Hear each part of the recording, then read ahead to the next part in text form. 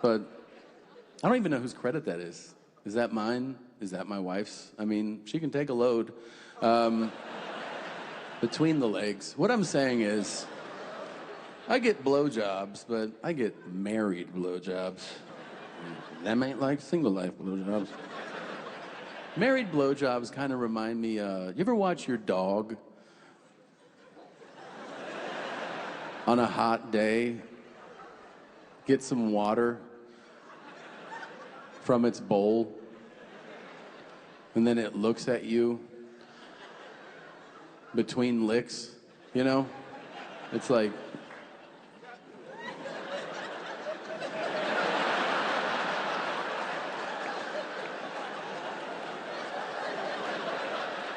you're like, yeah, that feels good, it's nice. Very nice. Are you done? Yeah, I didn't want to come. Thanks, that was fun. I still remember the good old days, yeah. Yeah, I have old VHS tapes back here, and they're a little grainy, but if I close my eyes, I can still see those sweet, sweet angels from my 20s who made sounds like they were fighting for their life, you know, just...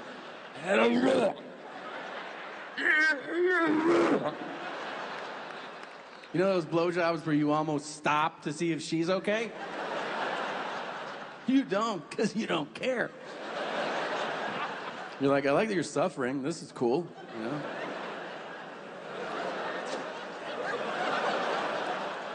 Wait, you don't have memories? Okay. I wasn't dominating college football. I was going to class, and I was working part-time at a shopping cart manufacturer. A place that makes shopping carts. Here's how cool that job was. I went in there once on a Monday, and I went up to my boss. I go, I think I'm gonna quit on Friday. And he goes, yeah, a lot of people do. Okay. And then on Friday, he goes, yeah, you're done. I go, okay, great. And then he tells me, he goes, hey, kid, a lot of people here like you. Let's go to the bar down the street, and we'll toast you to whatever you do next. I go, okay, I'm underage, but let's do it. So we went, you know. People from the office came. They were so nice. They gave me good luck cards, little gifts and such. And then one of them gave me a bottle of Jack Daniel's whiskey, which was definitely meant to be a parting gift, you know, like, take this with you. And I was like, I'll just drink it here at the bar. You know, the bartender's like, you can't do that. And I go, I can't hear you. I'm just going to do it. Like, how can I make fun of Johnny for not being able to handle millions? I can't handle a free fucking bottle of booze.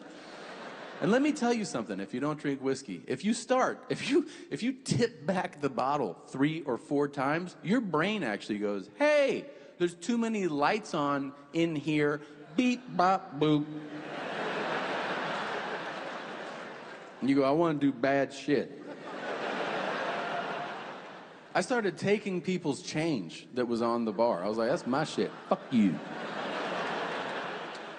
You know, my friends were like, hey, calm down. I go, you fucking calm down. And then I ended up going home with a lady who had a most unfortunate face. Yeah. You think I'm being mean, but I know I'm being honest, and that's why we're here. I blacked out, thankfully. Some of you never blacked out. Congratulations on your healthy lifestyle choices. But the rest of us know it is horrifying. I mean, I remember I woke up that next morning. I was looking out a window into a yard I didn't recognize. And I was like, where am I? And what is this? And then I turned over, and this fucking gargoyle appeared. And I audibly gasped in her face. You understand? Like, I'm here, and I went, oh. Oh. And she was used to it. She was like, I know. You're not the first fella to do that. She looked like Bill Belichick, the former Patriots coach. Picture him with shoulder-length brown hair. Same face, same body. Yeah, I was like, put the fucking hoodie on. I don't want to see this. And then I left there, you guys, feeling tremendous shame. Now, I told you I was a freshman in college. I was taking Psychology 101. We had talked about shame. You know what they teach you in that class about shame? They teach you that shame thrives in secret. If you feel shame about anything, you should confide it in at least one other person to help release the feeling. But if you keep it inside, it festers and grows, and it can consume you. And I remembered thinking back then, how fascinating. I feel shame, and I know what to do. Tell someone. And then I thought, fuck that. I will die with this secret and bury it under pizza. And as I was doing that, I remember getting a call from a guy who was at that bar the night before. He goes, hey man, where did you go after the bar? And I said, I went home. And he goes, did ya? I go, yeah. He goes, I don't think you did. I go, no, I did. And he goes, you didn't. I go, what are you talking about? He goes, we can stop doing this. I'll tell you what you did. And I go, okay, what did I do? And he goes, dude, you fucked my aunt.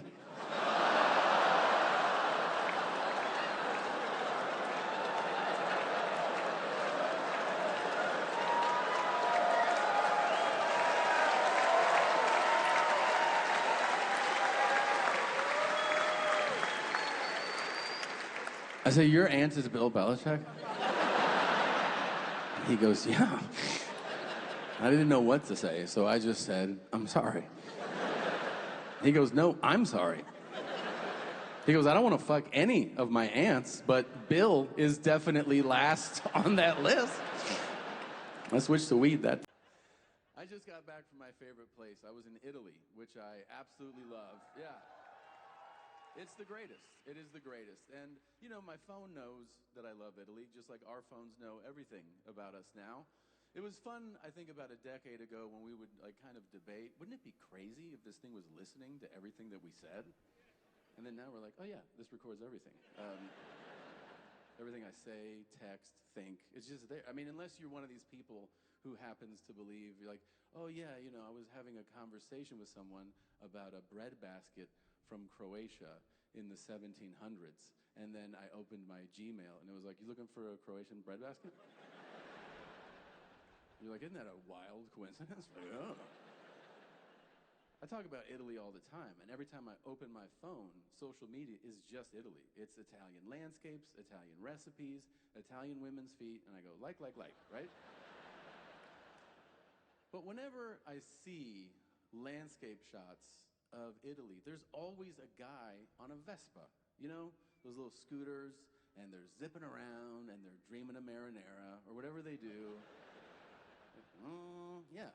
And whenever I see a guy on a Vespa, internally to myself, I go, that's gay, right?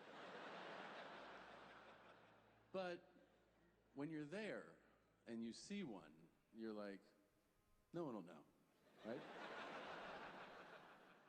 So I rented one, and it was the single most joyful experience of my entire life, including the birth of my children. It was fucking amazing. I was making up reasons to take that thing out. I was just like, we don't have any butternut squash. I gotta go. Couple days into it, I started making up a narrative in my head. I was like, yeah, this is the same as a Harley. This is the same shit. This is my hog. Another day went by, I was like, I am getting one of these as soon as I get back. I started shopping online. I was like, do I want a blue one? Yeah. Do I want a basket? Fuck yeah, I want a basket on that. And then I got back to the US of A. And within moments, I was like, oh, there's not a fucking chance. Like, I'll get beat to death at a red light in one of these, and that's when you realize that Vespas are the pickleball of the motorbike world. They just are. Yeah. It is simply a substitute for the real thing. Just say you suck at tennis, you fucking cuck. Like, nobody wants to hear that you're excelling at a make-believe sport. Now, no, but it's so social.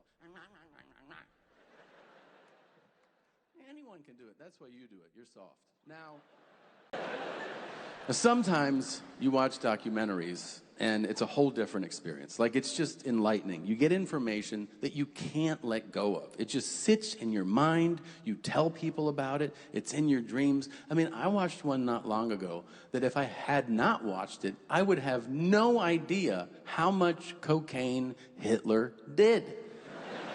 No idea. Like, everybody knows the Third Reich was on meth. You know that, right? The entire German army, they were on meth during World War II. Picture that. 100,000 German soldiers marching through the Ardennes forest, supposed to take 6 days, and they did it in 28 minutes. That's meth. You imagine you're sitting in a cabin in Belgium just drinking fucking milk, I guess. And you hear, und Außenhaben, and you're like, holy shit. A la mer. And I mean, that's, you ever been around somebody on meth? I have. It's unsettling. They never stop talking. They want to fuck everything. And those are Americans. Can you imagine what these kinky-ass Germans were like? Just, oh, I want you to suck me dry. Hey! Gunther, back off. Now, Hitler did meth too. It's very well documented. A lot of people don't know he was given cocaine in the mornings by his personal doctor. Like, you think Michael Jackson's doctor was out of line? That was propofol to go to sleep. That's JV shit, okay? Like, I want to go to sleep. Oh, fuck. Hitler would wake up. And then his doctor was like, good morning, my Führer, and fucking... And he was like, Jews! Dude, to start your day with an 8-ball and a heart full of hatred is wild. Here's what I really want to know. Why am I learning about this at 46? I feel like every little kid should know this, you know? Like, kindergartners should come up to all of us and be like, do you know how much cocaine Hitler did? You don't think that's the best deterrent story for a kid? I do. When I was a kid, they go, don't do coke. And you go, why? And they're like, that's what rock stars do. And you're like, oh, okay. You mean like Slash and Eric Clapton? And they're like, yes! They're up till 6 a.m. and they're shaving their bodies. And they're fucking girls. Is that what you want to do? And you'd be like, boo. Anybody else do coke? Yeah, Martin Scorsese. You're like, yeah, that fucking worked out. How about a bad guy? We don't have any. Well, there is this one. I don't know if you've heard of him. His name is Adolf fucking Hitler. He was doing mountains of coke. By the way, he was having the same dumb conversations your friends have. He was just having them about war. He was like, we should go to Stalingrad in December.